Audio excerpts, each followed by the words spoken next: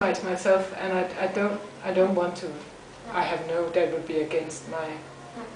Imagine if you victimize women in the art, then you're going to do actually the same what men have been doing for, because women in society, they were victimized, kind of, right? Yes, but but there's, I mean, the idea of victim is also a part of my work. Like the being the nude model of myself is also victimizing myself.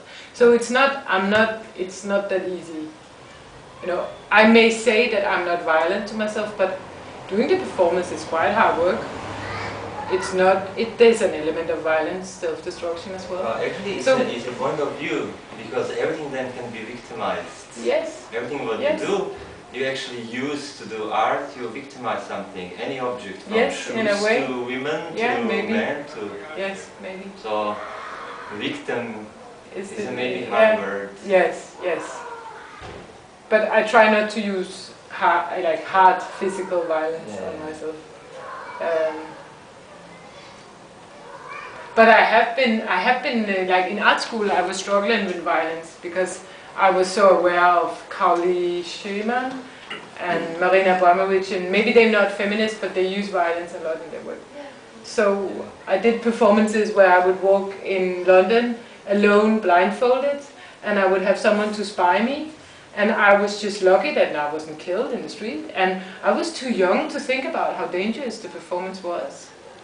So I had to kind of go through phases that I made work that was actually very violent.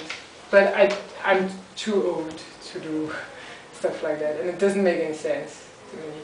But it was when I was studying the 60s, I kind of had to learn it. But even the fact to make a performance which lasts really long, where it was 45 minutes, and being here, where it was a very quiet performance, I enjoyed a lot, but the fact that there are a lot of people around of you talking, talking and looking at you like as you were, I don't know, like somehow like an object too, because it's like through a vitrine and you are inside of a window also, for people on the street, the neighbors, they are all looking. Yes. Isn't it, it's a big violence, I feel. Yes, it is.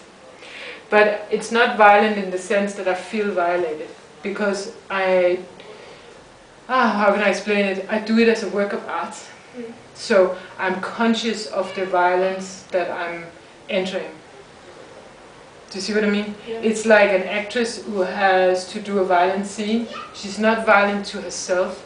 She's sacrificing her body because she's interested in the aspects she's working on, psychologically and physically. It's like maybe you as a dancer, you must know this. When you do something, you're also violent to your body. But it's not like you do it to be self-destructive. You are so passionate about your work that you're willing to give a certain amount of destruction in order to push yourself and grow in the work. So in that way, I am conscious of the fact that I'm pushing myself because I want to learn of the setting. So in that way, I don't feel like I'm hurting myself. Do you see what I mean? Yes, but I see there's a difference between actors and you, for example, because the distance is really bigger. Yes, I understand. And if you're an actor, for example, in cinema, it's on a screen, so it's no direct contact. If you're in the theater, you are more far away, and the people have another. They are different when they enter the space because it's silently, nobody is speaking. And it's very different relation between the public and the actor. Yes, I understand. But I always hope that there's one person in the crowd that follows. For example, when I write something, or when I put on the red dots, or when I lie and do a small movement, the work is kind of driven by love, actually.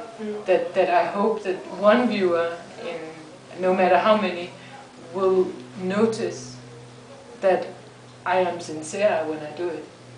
That I don't do it, that I am willing to enter your private space, even though I don't know you. And that it's funded on humanism, it's funded on hope. that we as strangers can share something very intimate without we having to know each other afterwards. So the hope in that is very romantic, actually. So in a way, the violence that can be in the space is kind of equaled out by my romanticism. I was wondering if we go back to the question of looking and perspectives. When you speak about the male gaze in art history, and you try to reconstruct an image of yourself as a woman in a more subjective way, yes. How does it relate to how you experience yourself in your everyday contemporary life? Let's say you experiencing yourself always involves, on a psychological level, the view of others, and the view of male, and the view of female. I am much more free in my art than in my private life. So I am very traditionally struggling with many normal issues of my country, and that I ought to be married, I ought to have kids, I ought to have a regular income, I ought to not travel around too much, I ought to be stable in one city, I ought to, in Denmark we're a very bourgeoisian country, so I ought to have a big flat with designer furnitures and stuff like that, and it may sound very spoiled, but because it's my culture and what my friends kind of live out, I am confronted with the kind of taboos of not doing any of this. So my work is, I don't have these problems to the same degree. It enters my work, but I don't have the same problems in my work. I feel very free in my work. But in my everyday life, I feel like it's much more heavy. So art for me, and like on a personal level, is also like a liberation. Every time I write a piece of poetry, I'm exploding all the pain I feel around me. So, I don't know.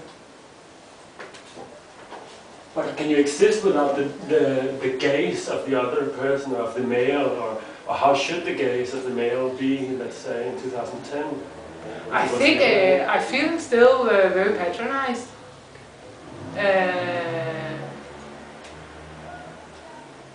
Yes, I don't feel free at all.